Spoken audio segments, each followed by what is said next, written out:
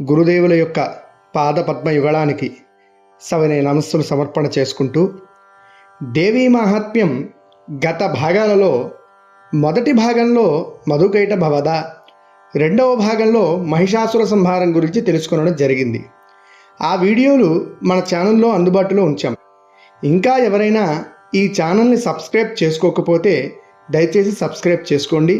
మీ విలువైన సలహాలు, సూచనలు, ప్రశ్నలు కామెంట్స్ రూపంలో మాకు తెలియజేయండి. మహిషాసుర మర్దనం జరిగాక దేవతలు అమ్మవారిని కృతజ్ఞతతో స్తోత్రం చేశారు.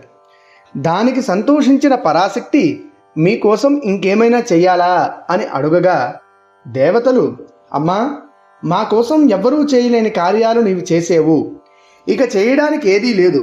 నిన్ను అనుష్ఠించిన సాధకులకు ధర్మార్థ కామ మోక్షాలు కూడా ప్రసాదించగలిసిన తల్లివి.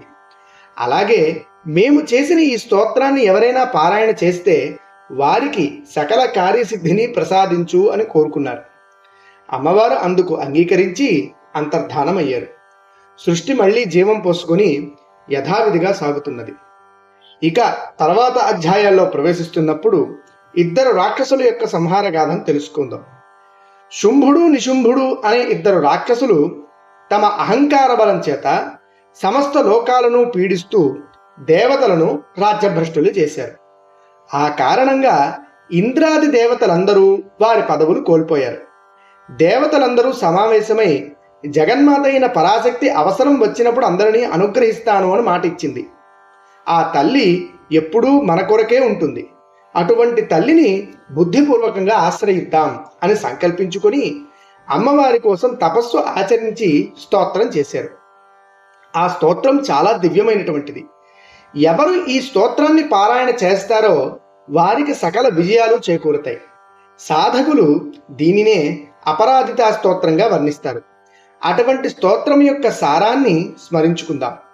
మహాదేవి శివస్వరూపిణి, ప్రకృతి స్వరూపిణి, సకల జగత్ కళ్యాణానికి కారణమైనటువంటి తల్లికి ప్రణామాలు. ఏ తల్లి విష్ణుమాయ అని చెప్పబడుతోందో, దుర్గమములను అంటే కష్టాలను, బాధలను నివారించేటువంటి తల్లి ఎవరో ఆమె సౌమ్యమైనటువంటిది. కానీ భక్తులను ఆశ్రయించుట కోసం క్రోధ రూపాన్ని ధరించినటువంటిది. బ్రహ్మ విష్ణు మహేశ్వరుల ద్వారా సృష్టి స్థితిలైలు చేస్తున్నటువంటి జగద్ధాత్రి. అన్ని జీవుల యందు చేతనాశక్తిగా, ఆలోచనలో బుద్ధిశక్తిగా, నిద్రారూపంగా, ఆకలి కలగజేసేటువంటి శక్తిగా, శాంతి స్వరూపిణిగా, ఆమెను తెలుసుకునే సమయంలో శ్రద్ధారూపంగా, లోకాన్ని నడిపించే కాంతి రూపంగా, లక్ష్మీ స్వరూపంగా, జ్ఞాపక శక్తిగా, మన తల్లిగా, ఒక్కోసారి మాయ చేత భ్రాంతి కలుగజేసేటువంటి దానిగా ఉన్న ఆ జగజ్జననికి నమస్సులు అని ప్రార్థన చేశారు.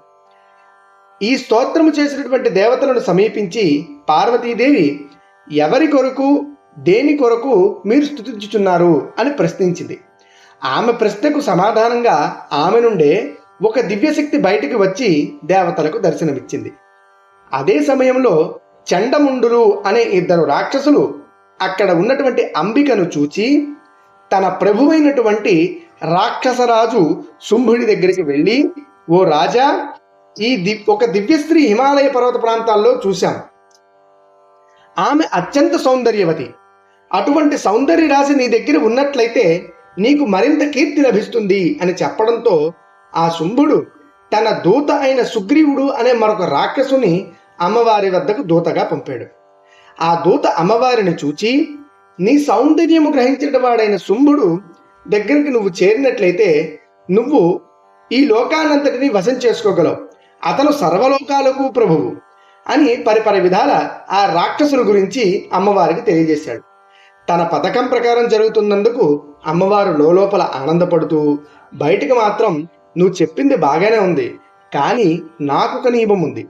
దాని ప్రకారం ఎవరైతే నన్ను యుద్ధంలో ఓడిస్తారో వారిని మాత్రమే నేను చేపడతాను.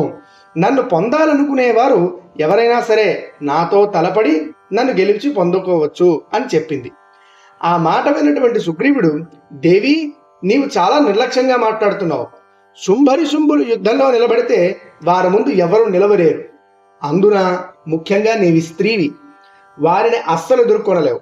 నా మాట విని ఈ యొక్క సదవకాశాన్ని దక్కించుకో నీ గౌరవం నిలబడుతుంది, లేదంటే వారి వల్ల నువ్వు అవమానం పొందుతావు అని చెప్పాడు. ఆ మాటలు విన్న అమ్మవారు వాడి మాటలు తిరస్కరించి పంపించింది. ఆ వెళ్ళినటువంటి దూత సుగ్రీవుడు కోపముతో అమ్మవారి నుండి వచ్చినటువంటి మాటలు యథావిధిగా శుంభుడికి తెలియజేశాడు. ఆ మాటలు విన్న శుంభుడు తన రాక్షస సేనాధిపతి అయిన ధూమ్రలోచని పిలిచి అమ్మవారిని బలవంతంగా ఈడ్చుకుని రమ్మని పంపించాడు. అలా బయలుదేరినటువంటి ధూమ్రలోచనుడు అమ్మవారిని సమీపించి శుంభుని వద్దకు రమ్మని అరుస్తూ అమ్మవారి మీద కురికాడు. అమ్మవారు ఒక్కసారిగా హుంకారం చేయడంతో ధూమ్రలోచుడు భస్మీపటలమయ్యాడు. అదే ఆవేశంతో అమ్మవారు ధూమ్రలోచుని యొక్క సైన్యాన్ని అంతటిని చాలా తక్కువ సమయంలో నాశనం చేసింది. ఇక్కడితో రాక్షసుడు అయినటువంటి ధూమ్రలోచుని అమ్మవారు సంహరించి జగత్ కళ్యాణం మొదటి మెట్టుగా ప్రారంభం చేసింది. అటు తర్వాత రాబోయేటువంటి సంహార గాథలు తర్వాత వీడియోలో మనం చర్చించుకుందాం. సర్వం శ్రీకృష్ణ చరణారవిందార్పణమస్తు. స్వస్తి.